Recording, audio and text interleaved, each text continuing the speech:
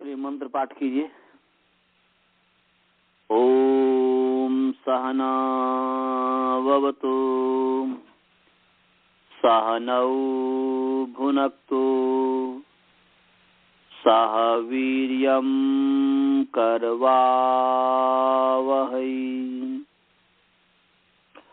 तेजस्विनावधीतमस्तु मा विद्विषावहै।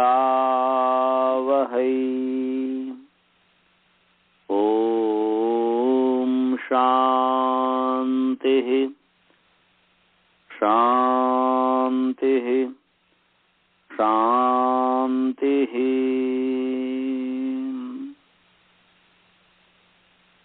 येन धौता गिरः पुंसाम् विमलैः शब्दवारिभिः तमश्चाज्ञानजं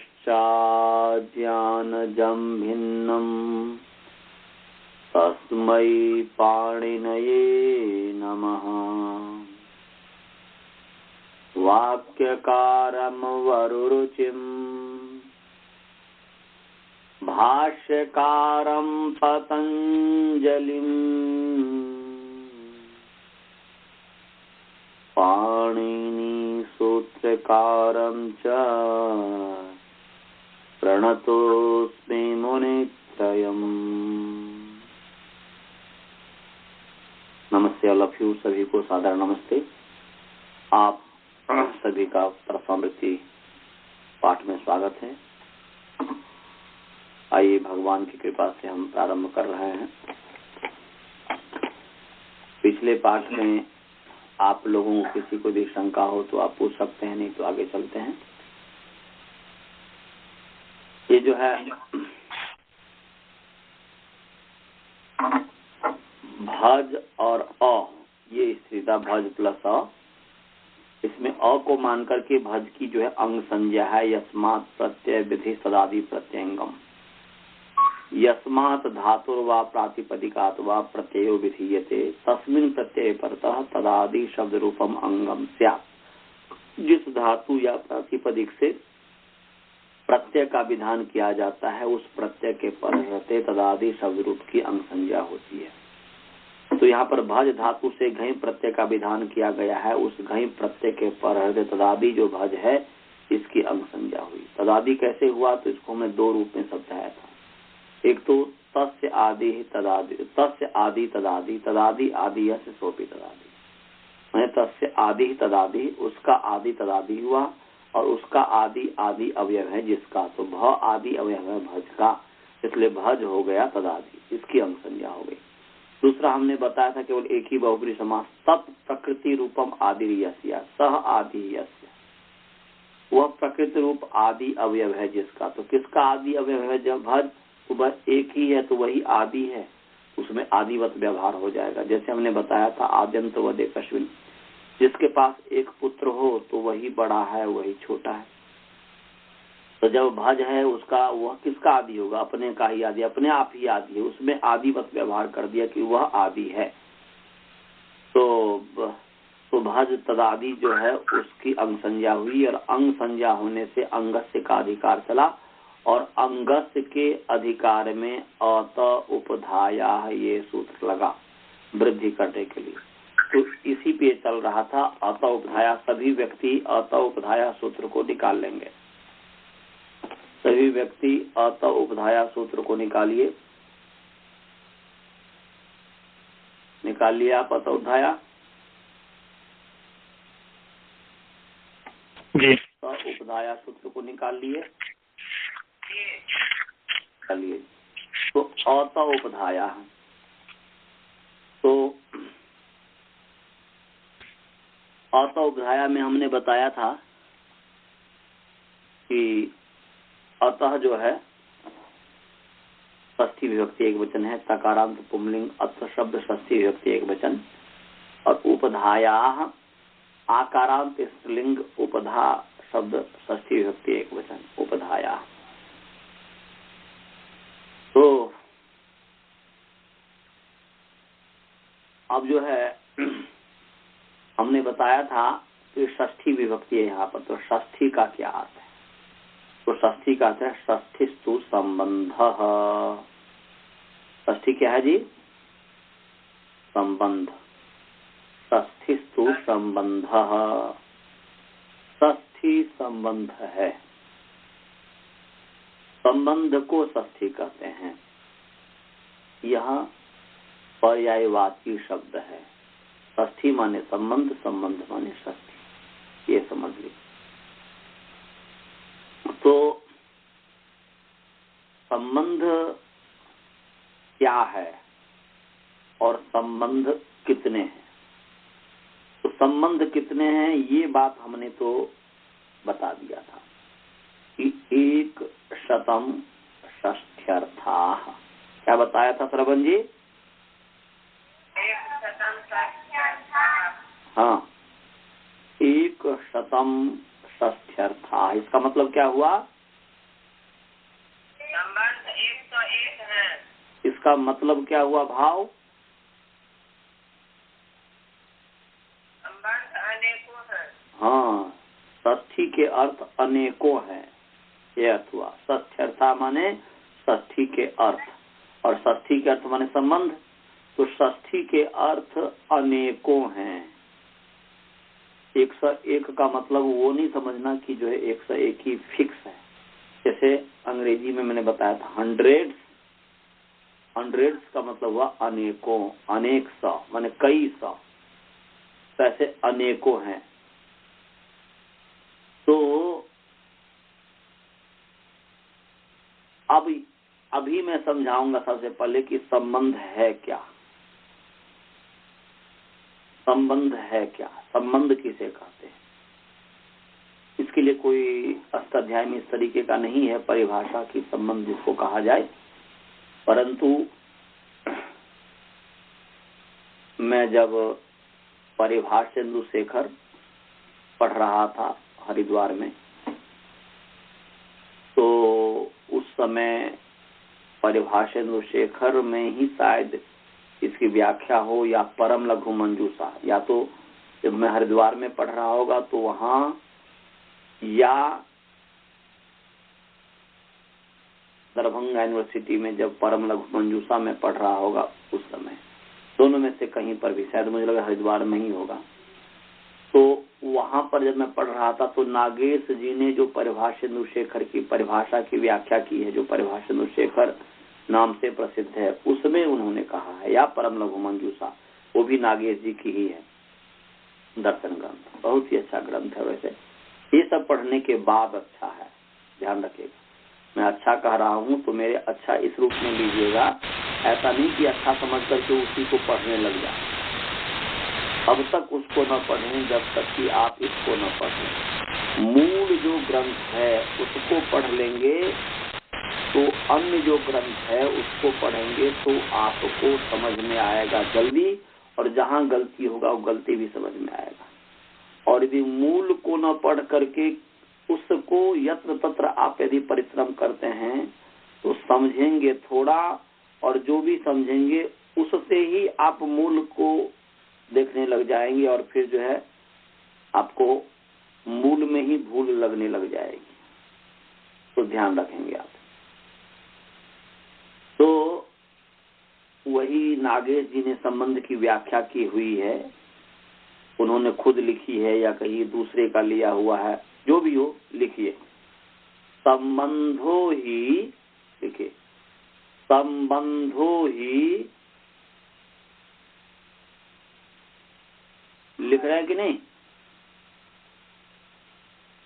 और संबंधो ही ह्रस्व, ह में ह्रस्व ईकार लिखना है।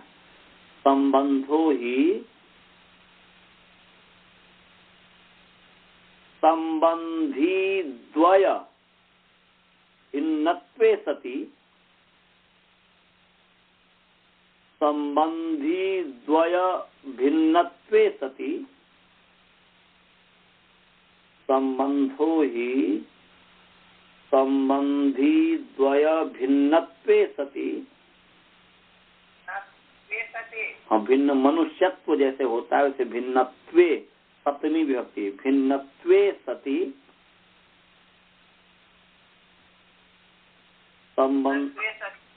संबंधो ही संबंधी द्वय भिन्नत्वे सति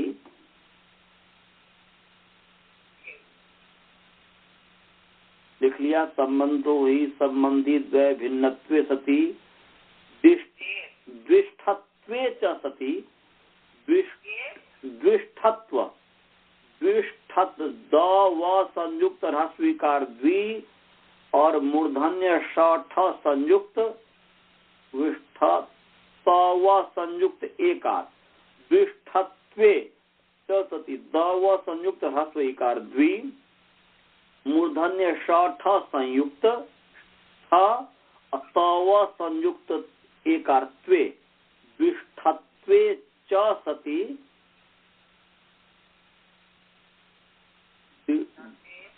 क्या लिखा आपने? Very nice. सभी ऐसे ही लिख रहा है ना। श्रवण हो गया, मनीष हो गया, नित्यानंद हो गया, विद्यानंद हो गया, सब ऐसे लिख रहा है ना। संबंधो ही संबंधी द्वय भिन्नत्वे सति द्विष्ठत्वे च सति आश्रयतया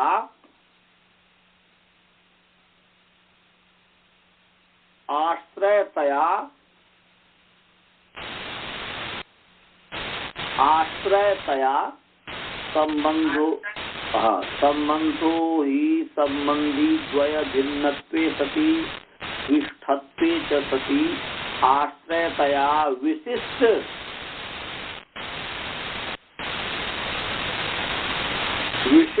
बुद्धि नियामकत्वम विशिष्ट बुद्धि नियामकम ऐसे कर दो, नामकत नहीं नियामकम। मैं संबंधो ही संबंधी द्वय भिन्नत्वे सति द्विष्ठत्वे सति आश्रयतया विशिष्ट बुद्धि नियामकम। संबंधो ही संबंधी द्वय भिन्नत्वे सति द्विष्ठत्वे च सति आश्रयतया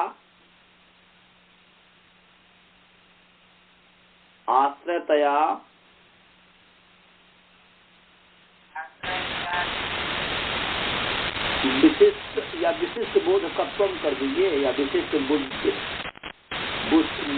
बुद्धि नियामकम। संबंधो ही संबंधी द्वय भिन्नत्वे सति द्विष्ठत्वे सति आश्रयता विशिष्ट बुद्धि बोधकत्वम। ऐसे मेरे मुख में आ रहा है। विशिष्ट बुद्धि बोधकत्वम कर दीजिए। विशिष्ट बुद्धि बोधकत्वम।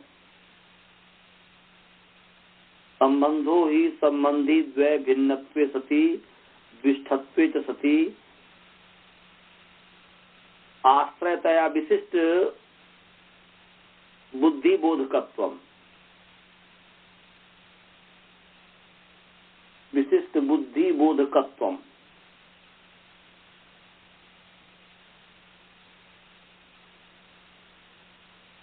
संबंधी द्वय भिन्नत्वे से द्विष्ठत्वे च सति आश्रयता विशिष्ट बोधकत्वम ही संबंधत्वम। ऐसा भी कर सकते हैं। विशिष्ट बुद्धि को माने इसको आप इस रूप में भी। अब हमें पूरा कंफ्यूज हूँ मैं वहां पर जो भी है, परंतु भाव के आधार पर मैं अपना संस्कृत बना दे रहा हूँ।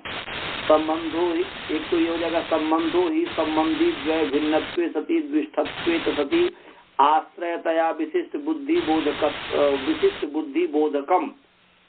जब विशिष्ट बुद्धि क्योंकि संबंध का विशेषण बनाएंगे तो विशिष्ट बुद्धि बोधक संबंध, तो विशिष्ट बुद्धि बोधक कर दीजिए क्योंकि संबंध पुंलिंग है, इसके आधार पर ये होगा। और यदि आप इसको नपुंसकलिंगी बनाना है तो इसको ऐसा कर दीजिए संबंधी द्वय भिन्नत्वे सति द्विष्ठत्वे च सति आश्रयतया विशिष्ट बुद्धि बोधकत्वम संबंधत्वम। विशिष्ट बुद्धि बोधकत्वम संबंधत्वम ऐसा करके। अब कहाँ पर परिभाषा बिंदु में है कि परम लघु मंजूषा में है, कहीं है, फिर मुझे या तो देखना पड़ेगा। तो संबंधो ही संबंधी द्वय भिन्नत्वे सति द्विष्ठत्वे च सति आश्रयतया विशिष्ट बुद्धि बोधकत्वम।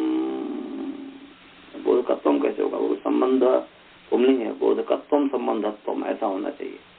तो चलिए, बोधकत्वम संबंधत्वम, तो संबंध किसका नाम, इसको समझ लीजिए। लिख लिया आपने?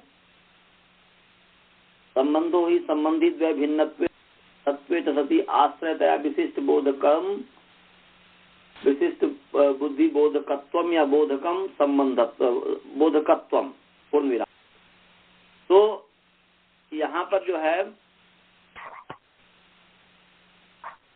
संबंध किसको कहते हैं, तो बोल रहे संबंध उसका नाम है जो संबंधी से अलग हो। संबंध किसमें होता है? संबंधी में होता है। संबंध किसमें होता है जी? संबंधी में। अच्छा बताओ, बालबोध, बालबोध अपने पिताजी का क्या है? पुत्र तो है ही, परंतु संबंधी है कि नहीं आप? बालबोध अपने पिताजी का संबंधी है, और बालबोध के पिताजी बालबोध का क्या है? संबंधी। वो भी संबंधी है। और बालबोध का भाई बालबोध का क्या है? संबंधी। माने जिसके साथ जो संबंध होता है वह संबंधी होता है। वहां पर आपका पुत्र का पिता के साथ संबंध जो है वह जन्य जनक भाव संबंध है। आप हैं संबंधी और आपके पिताजी हैं संबंधी। इसका मतलब ये हुआ कि एक तो संबंध हुआ है जो संबंधी से अलग हो। संबंधी संबंध नहीं होता है, संबंधी में संबंध होता है। क्या बताया जी? संबंधी में संबंध होता है, परंतु संबंधी संबंध नहीं है।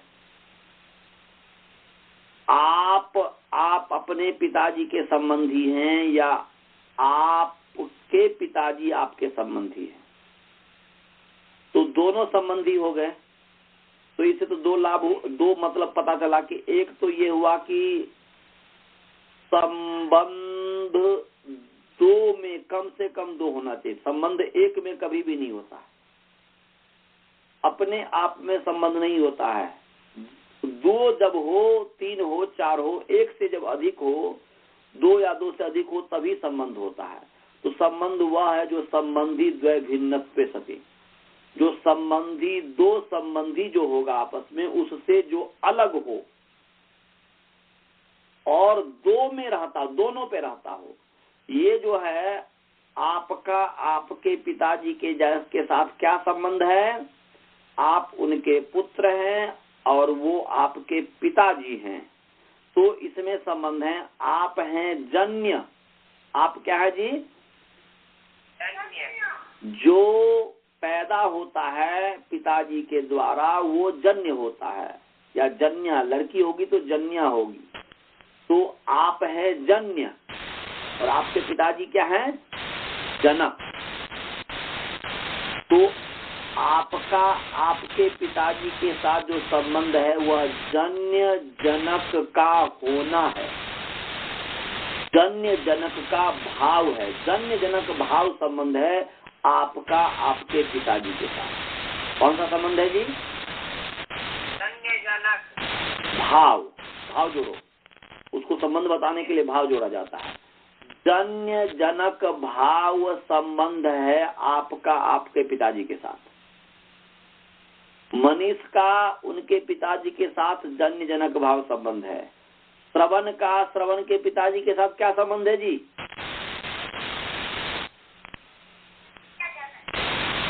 श्रवण नहीं, तो श्रवण की आवाज मुझे नहीं सुनाई दे रही है। हाँ तो नहीं, संबंध जन्य जनक जोड़े, जन्य जनक भाव क्या संबंध है? बोलो 5 बार। जन्य जनक भाव, जन्य जनक भाव, जन बोलो 5 बार।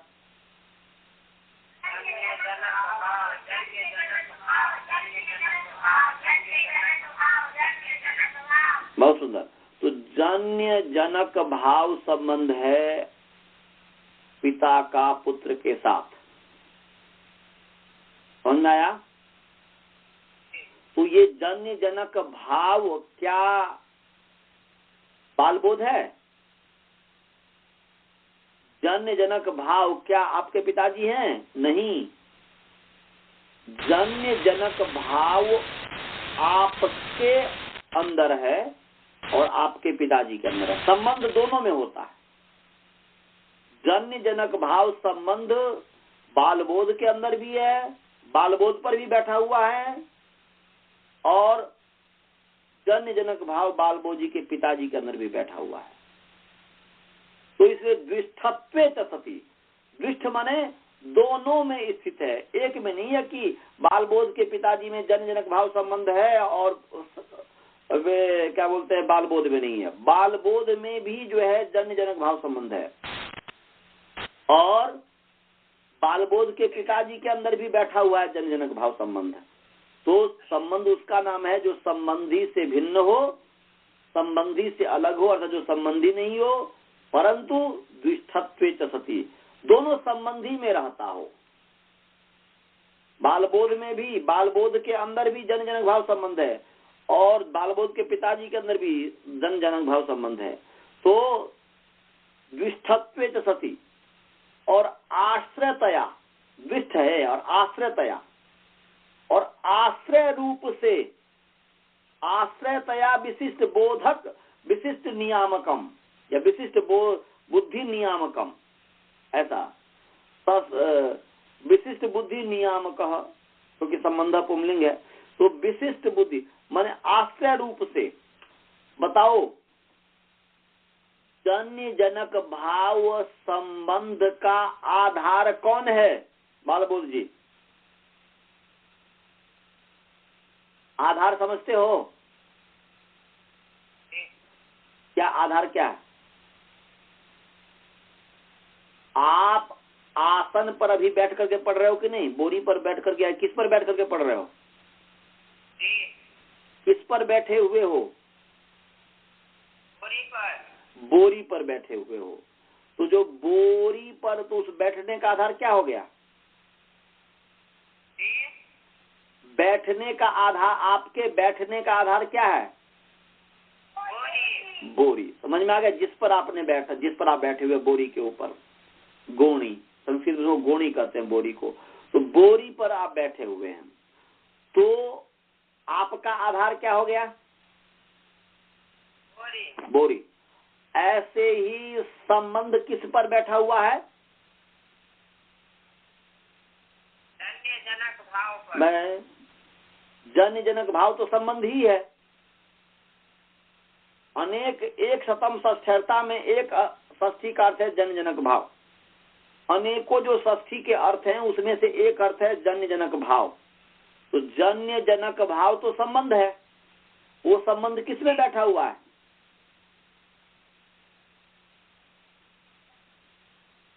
वो संबंध किसमें बैठा हुआ है?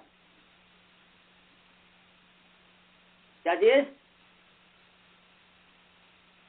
डरो नहीं, मेरे डांट से मत डरो, मैं नहीं डांटूंगा। बोलो, इस जन्य जनक भाव संबंध किस पर बैठा हुआ है? इसमें है जन्य जनक भाव संबंध।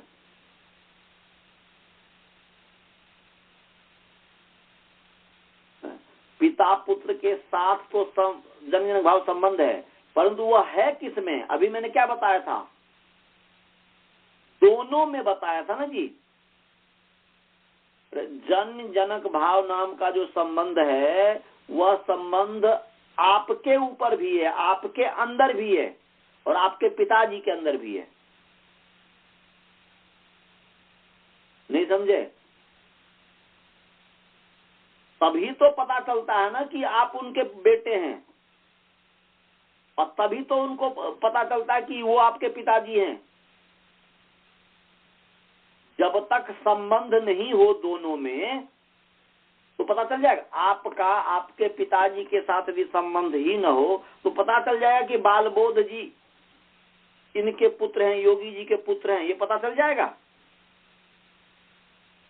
इसका मतलब हुआ कि संबंध दोनों में है ना जी। संबंध दोनों में है कि नहीं, पहले बताओ। आपका ही मैं उदाहरण देकर बोलता हूं, बालबोध और बालबोध जी के पिताजी योगी जी। तो अब सामने दो है व्यक्ति खड़ा हुआ, अब उसमें से मैं जो समझता हूं कि आप योगी जी के बेटे हैं, पुत्र हैं, तो वैसे समझ जाता हूं कि संबंध के आधार पर समझता हूं। संबंध के आधार पर कोई भी व्यक्ति किसी को जानता है तो संबंध के आधार पर ही जानता है, बिना संबंध का कैसे जान लेगा जी? जब तक संबंध न हो तो बताओ संबंध के आधार पर, तो संबंध, वो जो संबंध है वह आपके पिताजी के अंदर है कि नहीं? हाँ जी, वो जो संबंध है, आप दोनों जब खड़े हैं उसमें जो संबंध है वो आपके पिताजी के ऊपर है कि नहीं? और आपके अंदर है कि नहीं? तो मैं बोला कि संबंध का आधार कौन है?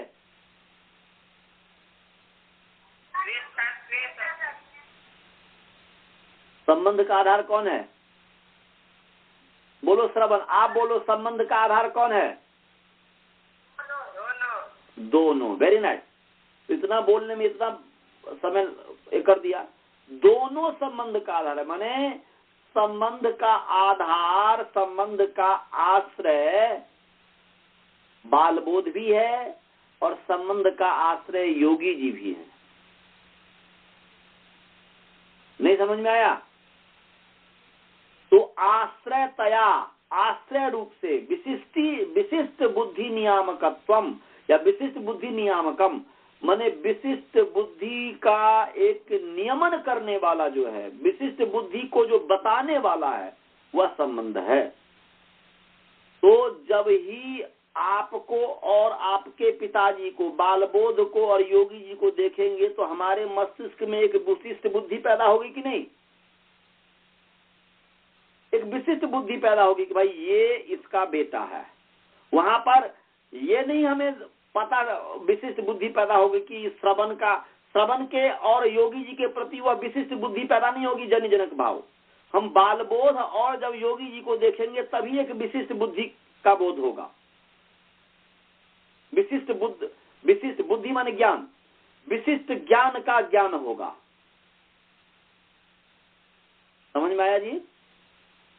तो संबंध उसका नाम है जो संबंधी से अलग हो, संबंधी द्वैभिन्नत्वे सति, द्विष्ठत्वे सति, और द्विष्ठत्व होते हुए होने पर आश्रयतया विशिष्ट बोधकम, या आश्रयतया विशिष्ट, आश्रय रूप से विशिष्ट का जो बोधक है उसका नाम संबंध है। समझे जी?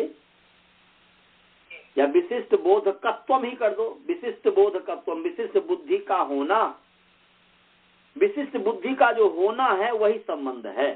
तो वह आपका आपके पिताजी के साथ जन्य जनक भाव संबंध है। ऐसे ही सबके साथ होगा। आनंद जी, आपको समझ में आया? जी सर जी। हाँ, सभी को, जितने भी स्काइप में हैं, कॉन्फ्रेंस पे हैं, सभी को समझ में आ गया ये संबंध की व्याख्या मैंने जो की? हाँ जी, समझ में। चलिए जी, अब जो है अत उपधाया पर आते हैं। अतः में षष्ठी है, उपधाया में षष्ठी है। और अभी हमने बताया था कि षष्ठी का अर्थ है एक शतम सच्छता। षष्ठी के अनेकों अर्थ हैं, जितने वस्तु उतने संबंध, अनंत संबंध है। तो अब यहाँ पर शब्द का, अतः जो शब्द है, उपधा जो शब्द है, इस अतः का उपधा के साथ क्या संबंध है? अतः षष्ठी है, तो यहाँ पर ये बताओ, अतः में जो षष्ठी है, षष्ठी का अर्थ है संबंध, जो अतः जो विसर्ग है, उस संबंध का संबंधी कौन है यहाँ पर जी? अतः उपधाया में कौन सा दोनों?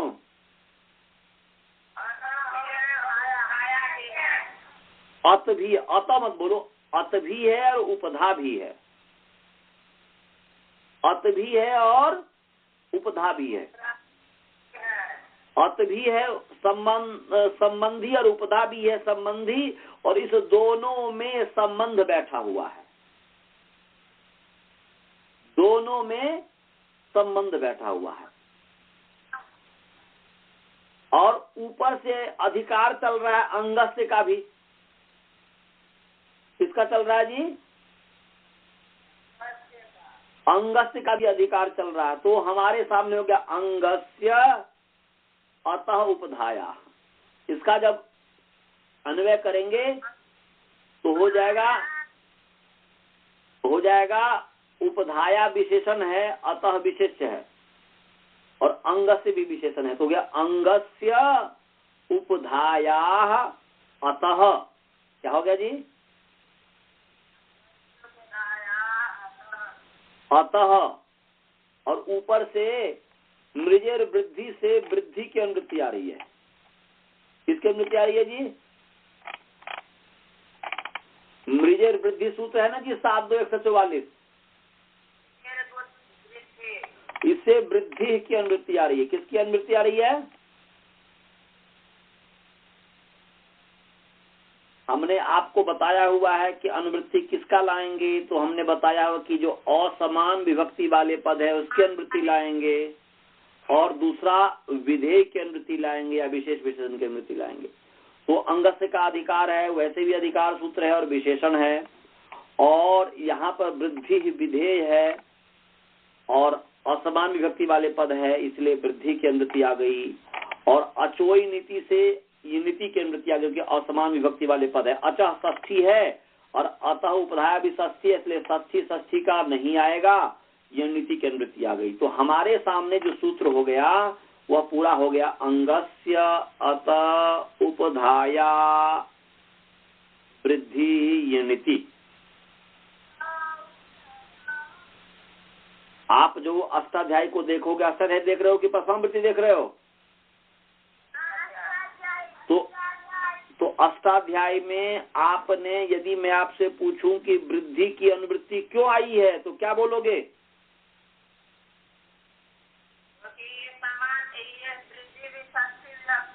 बट बुद्धू कहीं का, वृद्धि ही षष्ठी विभक्ति है। वृद्धि पदच्छेद करो तो क्या है? नहीं करता। मैंने बिना सोचे समझे, वृद्धि षष्ठी की षष्ठी वृद्धि होगा रे। वृद्धि ही प्रथमा विभक्ति है, तो असमान विभक्ति हुई कि नहीं हुई? सूत्र में अतः उपधाया सूत्र में कौन सी विभक्ति पढ़ी हुई है? अतः कौन सी विभक्ति है? अतः कौन सी विभक्ति है? और उपधाया कौन सी विभक्ति है? अब वृद्धि कौन सी विभक्ति है? वृद्धि कौन सी विभक्ति है? तो वृद्धि असमान विभक्ति है कि नहीं? जो सूत्र में पढ़ा है उससे भिन्न विभक्ति है कि नहीं? इसलिए आ गई अनुवृत्ति, असमान विभक्ति की अनुवृत्ति आ गई। और दूसरी बात, वो विधेय भी है, वृद्धि विधेय भी है। वृद्धि होती है, विधेय भी है। एक तो वृद्धि विधेय है तो अपने आप ही आ जाएगा, आंख मूंद करके प्यार से आ जाएगा एकदम, इसमें कोई रुकावट ही नहीं है विधेय होने के कारण। और दूसरी बात, अप्रथमांत भी है, असमान विभक्ति वाले पद है, तो वृद्धि की अनुवृत्ति आ गई। और अचोई नीति में अचः, इसके ऊपर जो सूत्र है अचोई नीति में अचः कौन सी विभक्ति है? षष्ठी विभक्ति है। अचः कौन सी विभक्ति है जी? अचोई नीति जो इसके ऊपर सूत्र है उसमें अचः कौन सी विभक्ति है? तो यहाँ पर अतः उपधाया में षष्ठी है, इसलिए अचः की अनुवृत्ति नहीं आएगी। समझ में आया? हेलो, कट जा रहा है। अचः जो है षष्ठी विभक्ति है, इसलिए उसकी अनुवृत्ति नहीं आएगी। हेलो हेलो, रुक जाओ, क्या हो गया यार, इसमें भी खराबी। आप लोगों को समझ में आ रहा है जी? अनंत जी, राजभल्ला जी, आगे क्या आ रहा है सर? इसी तरीके से विचार करके अर्थ करेंगे। सब पूरे अष्टाध्यायी का ऐसे ही अर्थ होता है। कहीं कोई विशेष होगा तो बता दिया जाएगा। हाँ तो हाँ हेलो, तो अचा षष्ठी है और अता उपधाया भी षष्ठी है, इसलिए नहीं आएगी। यणिति कौन सी विभक्ति है?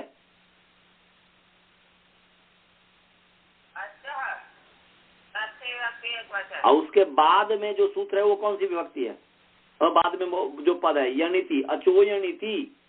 अष्टाध्याय देख रहे हो कि नहीं? बिना अष्टाध्याय देखे नहीं समझ में आएगा।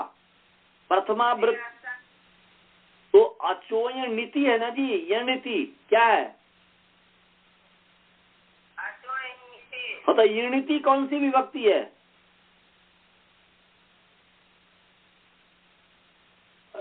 सप्तमी विभक्ति एक वचन है। कौन सी विभक्ति है?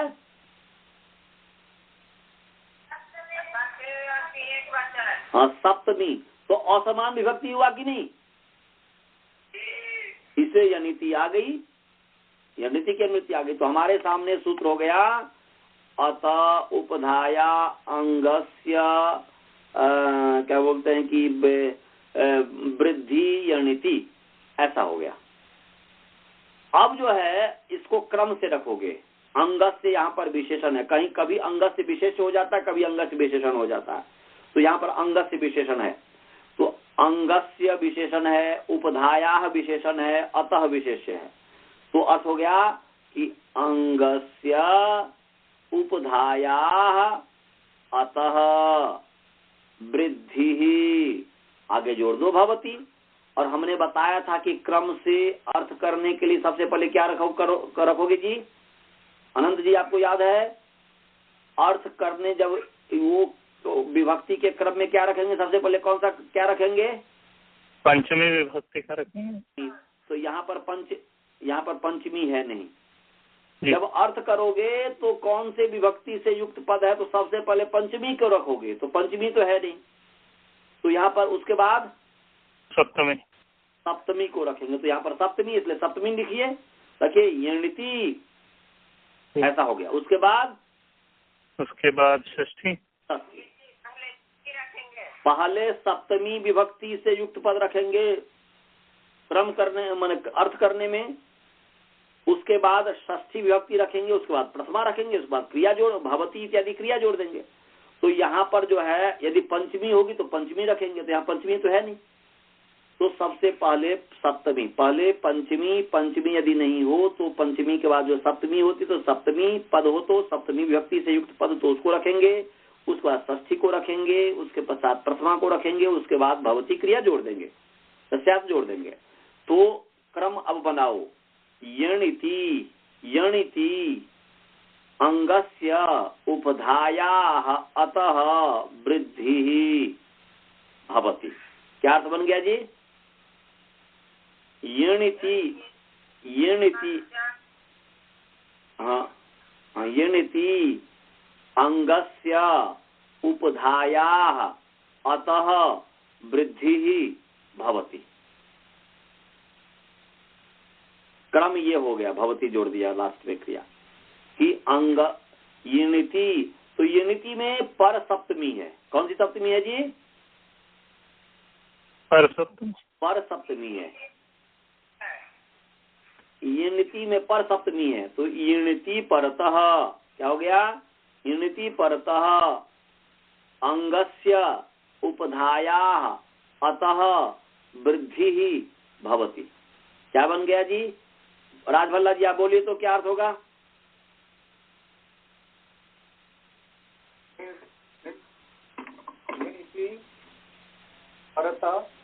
अंगस्य उपधाया अतः वृद्धि भवति। Very nice. प्रथमा वृत्ति नहीं देखिएगा तो ध्यान रखेंगे। प्रथमा वृत्ति में हालांकि ऐसा लिखा भी नहीं है जैसे मैं बोल रहा हूँ, परंतु जो भी हो, यणिति परतः अंगस्य उपधायाः अतः वृद्धि भवति। लिख लिया श्रवण जी? आपने लिख लिया? मनीष जी, विद्यानंद जी सब लिख लिए? जी।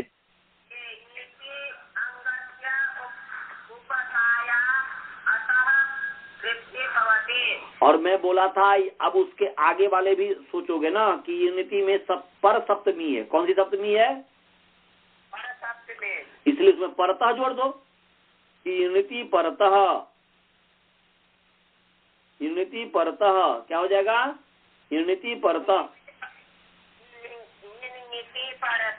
यूनिटी परतः अंगस्य उपधाया अतः वृद्धि ही भवति। इतना समझ में आ गया? अब जो है आगे आगे चलें जी।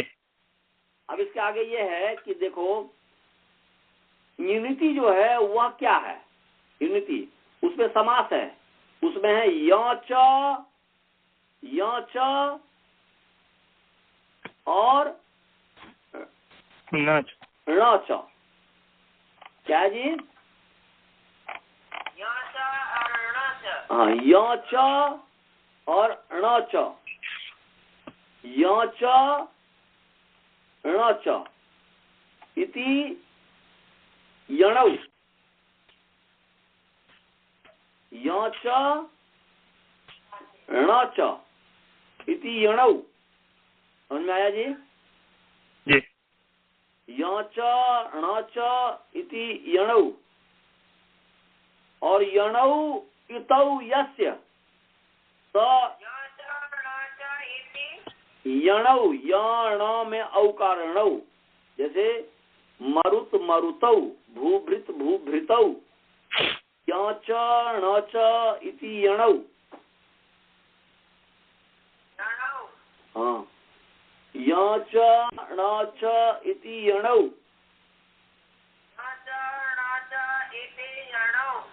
और यणौ इतौ यस्य। यणौ इतौ यस्य। यणौ इतौ यस्य। यणौ इतौ यस्य स यणित। यणौ यणौ इतौ यस्य स यणित। अधा यण ह्रस्वी का यण संयुक्त ह्रस्वी इकार अथ हलंत यणित। यणौ इतौ यस्य स यणित। हाँ, यणौ इतौ यस्य स यणित तस्मिन् यणिति। तस्मिन् यणिति सप्तमी से तस्मिन् के द्वारा यणिति की व्याख्या की। यणिति कीजिए। तस्मिन् यणिति माने य और न, च छ ज झ य और ट ठ ड ढ़ ण। य और न इत है जिसके। जिसके माने जिसकी इत संज्ञा य और न है। य और न इत संज्ञा है जिसके। ये संज्ञा है जिसकी, माने य और न इत है जिसके। बताओ घई जो है, घई घई प्रत्यय क्यों ना भज धातु से घई प्रत्यय की होगी नहीं जी? तो घई में य इत संज्ञा किसका है? किसकी संज्ञा हुई है? यहाँ पर घई जो है माने य और न, तो यहाँ पर घई में य है। य इत है जिसके। य इत किसके हैं? य इत किसके हैं? घई का है ना जी। घई घई घई प्रत्यय का है। घई जो प्रत्यय है इसी के ही य इत है ना जी। य इत घई प्रत्यय के हैं, इसलिए इत प्रत्यय कौन हुआ? घई। और घ इत है, लसक होते से घ की इत संज्ञा की है, इसलिए घित भी है। घ इत यस्य घित और य इत यस्य इत। तो ये घई प्रत्यय घित भी है और घई प्रत्यय नित भी है।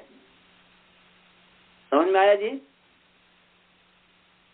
माने घ माने य इत है जिसके, माने य यो जो है घई में जो यो है ये इत है, ये इत नाम पड़ा है। घई जो है, घई का जो यो है उसका नाम इत है। तो घ माने यो इत है जिसके, तो घई के यो इत है, इसीलिए घई हो गया इत। समझ में आया जी? और घ भी इत है कि नहीं? घई के घ इत है कि नहीं? माने प्रत्यय जो है, घई जो प्रत्यय, उस प्रत्यय का ही यो भी इत है और उस प्रत्यय का ही घ भी इत है। घ भी इत नाम रखा हुआ, घित है और इत है। तो घई प्रत्यय घित भी है और घई प्रत्यय हित भी है। हित का अलग प्रयोजन है, घित का अलग प्रयोजन है। घित का प्रयोजन है ज को ग करना और इत का प्रयोजन है भ को भा करना, वृद्धि करना। दोनों का अलग अलग प्रयोजन है। तो ये जो है घई प्रत्यय इत है कि नहीं? घई प्रत्यय है। इत है। यो चौथा यो वाला कर इत, घई प्रत्यय इत है। समझ में आया? ऐसे ही न इत जिस प्रत्यय का होगा, न जिसका इत होगा वो नित हो जाएगा। तो अभी इत को समझो, न जिसका इत होगा वह णित हो जाएगा और यो जिसका इत होगा वो इत हो जाएगा। तो घई प्रत्यय इत प्रत्यय है, घई प्रत्यय इत प्रत्यय है। समझे? तो घई प्रत्यय इत। हाँ बोलो, क्या पूछ रहा है? हाँ जी, क्या पूछ रहा है मनीष? क्या पूछ रहा है?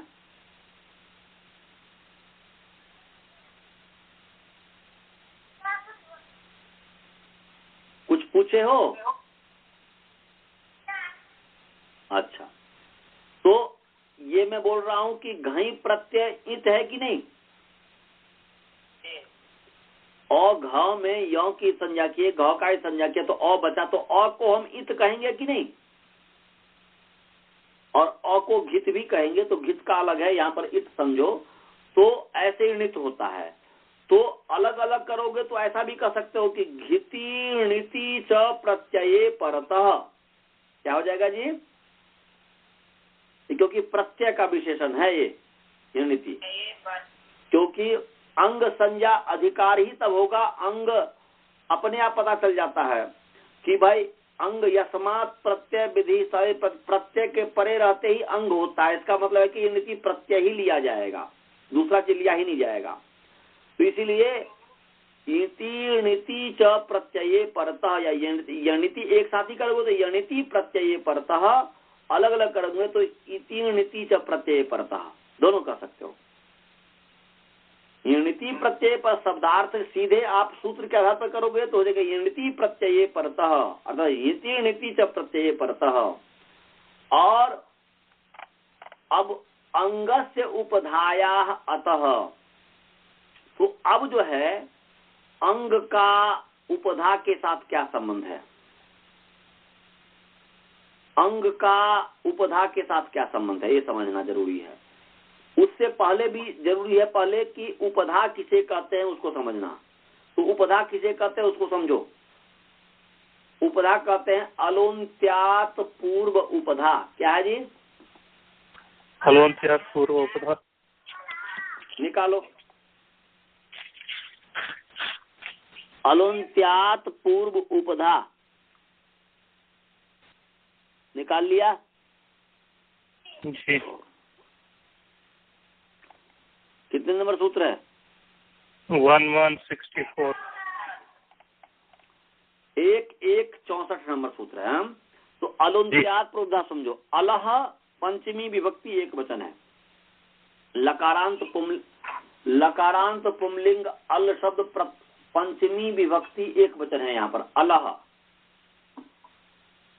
अंत्यात अकारांत पुमलिंग अंत्य शब्द पंचमी विभक्ति एक वचन है। पूर्वः सर्वनाम पुमलिंग पूर्व शब्द प्रथमा विभक्ति एक वचन है। और उपधा आकारांत स्त्रीलिंग उपधा शब्द प्रथमा विभक्ति एक वचन है। समझे जी? पुमलिंग भी उपधा हो सकता है, जैसे सोमपाह, सोमपाह नहीं, उपधा स्त्रीलिंग ही है। आकारांत स्त्रीलिंग उपधा तद प्रथमा विभक्ति एक वचन है। तो पदच्छेद समझ में आ गया जी, पदच्छेद विभक्ति। पूरा अलग लिखने से पहले जरूरी है समझना। अष्टाध्यायी में आपको वाक शब्द आता है कि नहीं, पहले बोलो। तो वाक का पंचमी होता है कि नहीं? ऐसे अलह पंचमी हो जाएगा। पहले बुद्धि से सोचो, लिखतम कम, बुद्धि से सोचतम ज्यादा। बुद्धि से ज्यादा सोचो, लिखो कम। अभी जब मैं बोलूंगा लिखने तब लिखना। अलह पंचमी विभक्ति है, ये समझ में आ गया। अंत्यात पंचमी विभक्ति एक वचन है, समझ में आ गया। तो इसको लिखना क्या है जी? बाद में अभ्यास करना। लिखने का काम बाद में, अपने आप सोचो विचारते समय। और पूर्वः सर्वनाम पुंलिंग, पूर्व है प्रथमा विभक्ति एक वचन, ये समझ में आ गया। इसको लिखना क्या है? उपधा स्त्रीलिंग, आकारांत स्त्रीलिंग, उपधा प्रथमा एक वचन है, समझ में आ गया। हाँ, अंत्यात विशेषण है, अलह विशेष्य है। अंत्यात, अंत्यात समझते हो? जैसे हलंत्यम में अंत्य सब था ना जी, ऐसे अंत्य यहां पर है। अंत्य माने अंत में होने वाला। अंत्य माने क्या हुआ जी? हो गया तो हो गया। तो अब क्रम रखोगे तो हो जाएगा अंत्यात अलह। क्रम से रखोगे तो क्या हो जाएगा जी? अलह, अंत्यात अलह पूर्वः, अंत्यात अलह पूर्वः। तो भाई अल से पूर्व में क्या होगा? अल ही होगा ना जी। अल माने क्या होता है पता है आपको? नहीं पता है? हाँ, तो वही माने वर्ण है। अलह माने वर्ण। व्याकरण में वर्ण को अल कहते हैं, व्याकरण में स्वर को अच कहते हैं, व्याकरण में व्यंजन को हल कहते हैं। तो अल माने क्या हुआ? अल माने वर्ण। वर्ण, वेरी नाइस। तो क्योंकि अयुन के अ से लेकर के हल के ल तक का जितने भी बीच में वर्ण है सब हो गया। स्वर व्यंजन अयोग बा सब आ गया अल के अंतर्गत। स्वर व्यंजन अयोग बा तीनों आ गए। तो अल माने वर्ण। अल माने क्या हुआ जी? वर्ण। तो अंतिम वर्ण से पूर्व क्या लिया जाएगा? वर्ण ही लिया जाएगा ना। स्वाभाविक है कि जाति में का मतलब अंतिम वर्ण से पूर्व वर्ण ही लिया जाएगा। तो क्या हो जाएगा? अंत्यात अलह पूर्वः वर्णः उपधा भवति। क्या अर्थ बन गया? अंत्यात अलह पूर्वः अल, या अंत्यात वर्णात पूर्वः वर्णः उपधा भवति। अल माने वर्ण, तो अंत्यात अलह पूर्वः अल उपधा भवति। क्या अर्थ हो गया जी? अब ये लिखो, अंत्यात अलह पूर्वः अल उपधा भवति।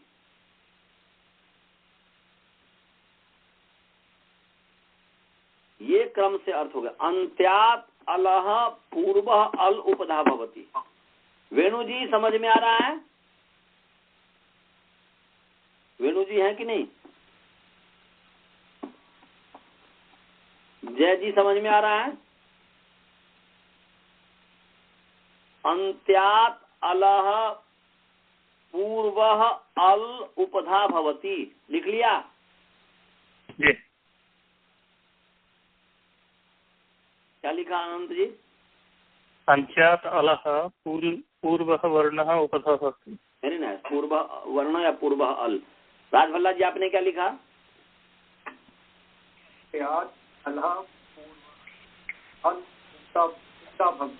भवति। समझ में आ गया ना कि कैसे हमने बनाया? कि हिंदी में अर्थ क्या हो गया कि अंतिम अल से पूर्व अल, माने अंतिम वर्ण से पूर्व जो वर्ण है, किसी भी शब्द में अंतिम वर्ण से, राजभल्ला शब्द है तो राजभल्ला में अंतिम वर्ण क्या है जी? बट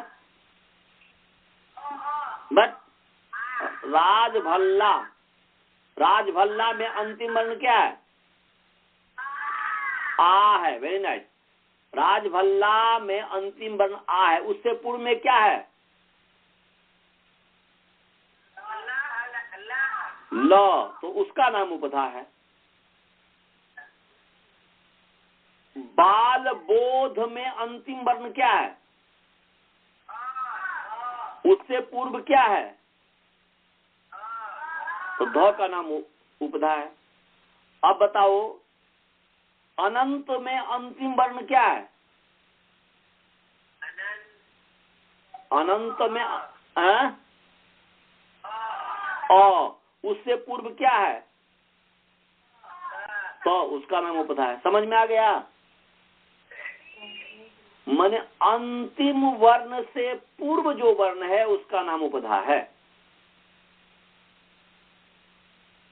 अब बताओ भज में अंतिम वर्ण क्या है?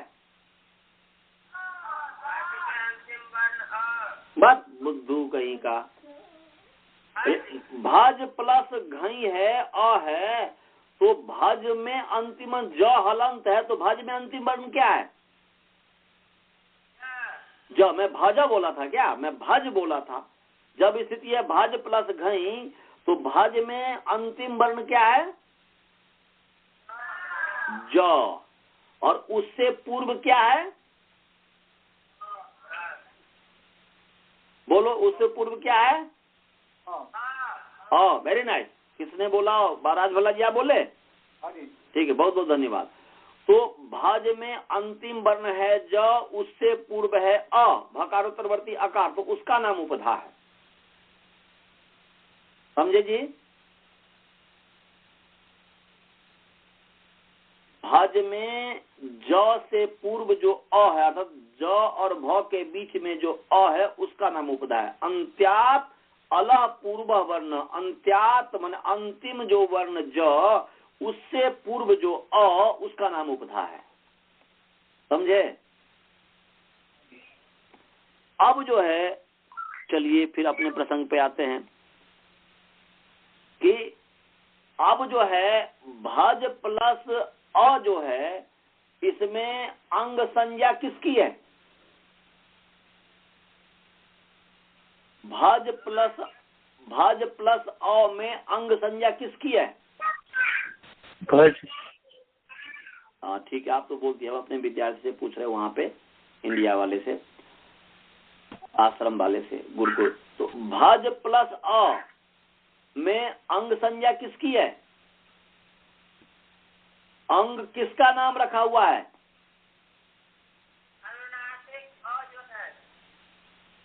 सारा रामायण पढ़ा दिया, सीता किसकी पत्नी पता नहीं। बट अनुनासिक। अरे हमने यस्मात् प्रत्यय विधि सदादि प्रत्यंगम पढ़ाया था कि जिस धातु से या प्रातिपदिक से प्रत्यय का विधान किया जाता है, यहाँ पर भज धातु से घई प्रत्यय का विधान किया गया है। उस घई प्रत्यय के परे रहते तदादि की अंग संज्ञा है। तो तदादि क्या है? भज तदादि है कि नहीं? इतना जब तक आप लोग विचारोगे नहीं समझ में आएगा। बता दे रहा हूँ, पूरा महाभाष्य तक पढ़ा दूंगा तभी भी नहीं समझ में आएगा। विचारना तो पड़ेगा ही। इतना जान लेना, श्रवण जी, बालबोध जी, मनी जी, सबको, पांचों विद्यार्थी को मैं बोल रहा हूँ, समय बर्बाद मत करना। गुरुकुल में ऐसा मत सोचना कि जो इतना पढ़ा दे बस हो गया। जब तक विचारोगे नहीं, सब सुख त्यजे संसार का, अपना समझे मरण, घो चूपू निष्दिन करे तब आवे व्याकरण। वैसे व्याकरण नहीं आएगा। और जिस दिन व्याकरण आ जाएगी ना, उस दिन की बुद्धि में इतनी तीव्रता आ जाएगी, मैथ को जानने वाला व्याकरण ठीक से जान जाएगा, और व्याकरण जानने वाला मैथ में परिश्रम करेगा, वो ब्रिलियंट बन जाएगा मैथ में। मैथ और व्याकरण दोनों एक ही चीज है। तैयारी करना पड़ेगा। मैंने पढ़ा दिया हुआ है, हमने बताया है कि यस्मात् प्रत्यय विधि तदादि प्रत्यंगम की धातु से, जिस धातु से या प्रातिपदिक से प्रत्यय का विधान किया जाए, उस प्रत्यय के परे रहते तदादि की अंग संज्ञा होती है। तदादि का मतलब भी समझा दिया था। उस प्रकृति बने धातु का आदि भ आदि अवयव है, जिसका उस भज का नाम है अंग।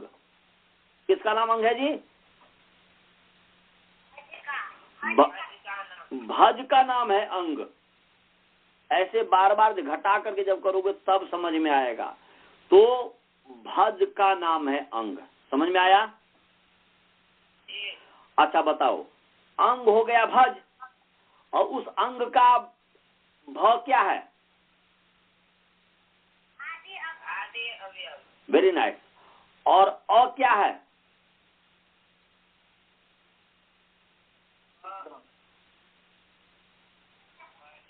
भज में भ हो गया आदि अवयव। भ में जो अ है वो क्या है? वे मध्यावयव है। कौन सा अवयव है? और जो क्या है? अंतावयव। माने भ आद्यवयव है और मध्यावयव है और जो अंतावयव है। तो ये सब अवयव है कि नहीं? भज हो गया अंग, और उसका अ जो है, वो जो उसका जो उपधा जो अ है, वह भज का क्या है? अवयव है कि नहीं? भज जो अंग है, उस अंग का अ अवयव है कि नहीं? भ भी अवयव है, अ भी अवयव है, ज भी अवयव है, भ आद्यवयव है, अ मध्यावयव है, ज अंतावयव है अवयव की नहीं? तो अंग का उपधा के साथ कौन सा संबंध हुआ? भज का उपधा जो अ है उसके साथ कौन सा संबंध हुआ?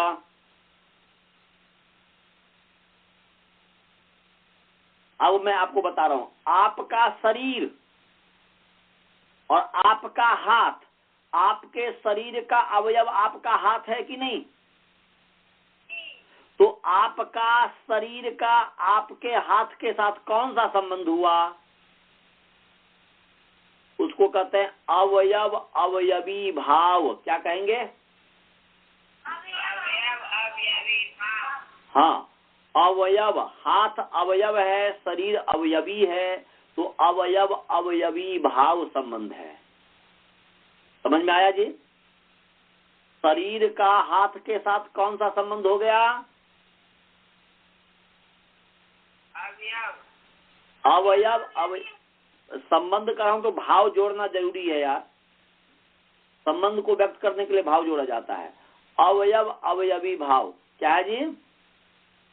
अवयव अवयवी भाव। और वैसे संयोग संबंध भी है, क्योंकि शरीर के साथ हाथ जुड़ा हुआ है कि नहीं?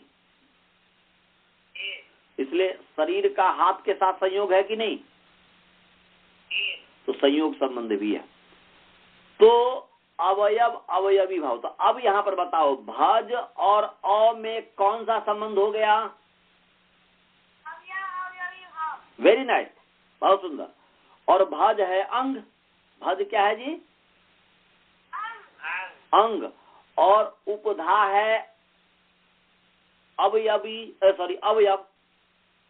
अवयवी हो गया अंग और उपधा हो गया अवयव।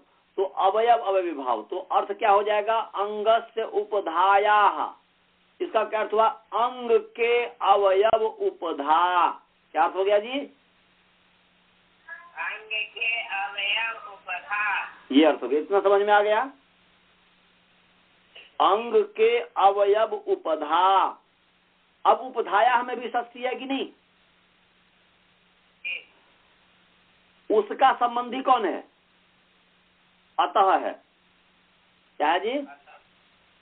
अंगस्य में जो षष्ठी था उसका संबंधी तो अंग और उपधा दोनों था।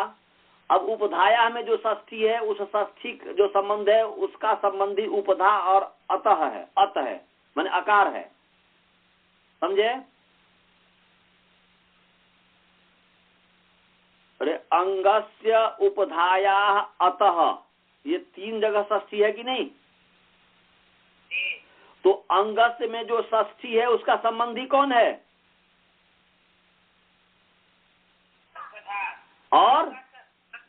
और दो संबंधी होगा ना जी, अंग और उपधा दोनों संबंधी है। तो अंगस्य में जो षष्ठी है उस षष्ठी संबंध जो है उस संबंध का संबंधी अंग भी है और उपधा भी है। समझ में आया? अंगस्य, फिर मैं बोल रहा हूं, अंगस्य में जो षष्ठी है, षष्ठी का अर्थ है संबंध, उस संबंध का संबंधी अंग भी है और उपधा भी है। समझ में आया? अब उपधाया में भी षष्ठी है, उपधाया में भी षष्ठी है। तो अब उसका, अब देखो, जैसे आपके पिताजी और सरोज आपका भाई, तो आपके पिताजी का संबंध आपके सरोज भाई के साथ क्या है? पिता पुत्र का है कि नहीं? अब आपके भाई भी शादी कर लिया तो आपके भाई का आपके भाभी के साथ क्या संबंध हो गया? उसका भी संबंध हुआ कि नहीं? तो ऐसे ही यहाँ पर मैं बोल रहा हूं कि अंगस्य में स्या जो षष्ठी है उसका संबंधी है अंग और उपधा, और उपधा में जो षष्ठी है उसका संबंधी है उपधा और अतः माने अकार। तो अब उपधा और आकार जो संबंधी है इनका कौन सा संबंध है? माने उपधा का, अंग का उपधा के साथ संबंध तो अवयव अवयवी भाव हो गया, इसलिए अर्थ होगा कि अंग के अवयव उपधा। अब उपधा का आकार के साथ क्या संबंध है? तो बताओ, उपधा भज में जो अ है वो उपधा है कि नहीं? तो भज में ज से अलुंत्यात पूर्वधा अंतिम अल से पूर्व जो वर्ण है, तो अंतिम अल हो गया ज, उससे पूर्व हो गया अ, तो ये है उपधा। तो बताओ, उपधा जो है वही आकार भी है ना जी, कि उपधा अलग है और आकार अलग है। अंतिम वर्ण से पूर्व वर्ण क्या है? भज में अंतिम वर्ण ज से पूर्व वर्ण क्या है? तो अ ही तो उपधा है ना जी। तो उस उपधा का अ के साथ क्या संबंध है? जो उपधा है वही अ है, जो अ है वही उपधा, तो स्वरूप संबंध हो गया। कौन सा संबंध हुआ जी? माने उपधा और उपधा माने अ माने उपधा, तो स्वरूप संबंध हुआ कि नहीं? तो अर्थ बन गया अंग के अवयव उपधा रूप आकार। क्या बन गया जी?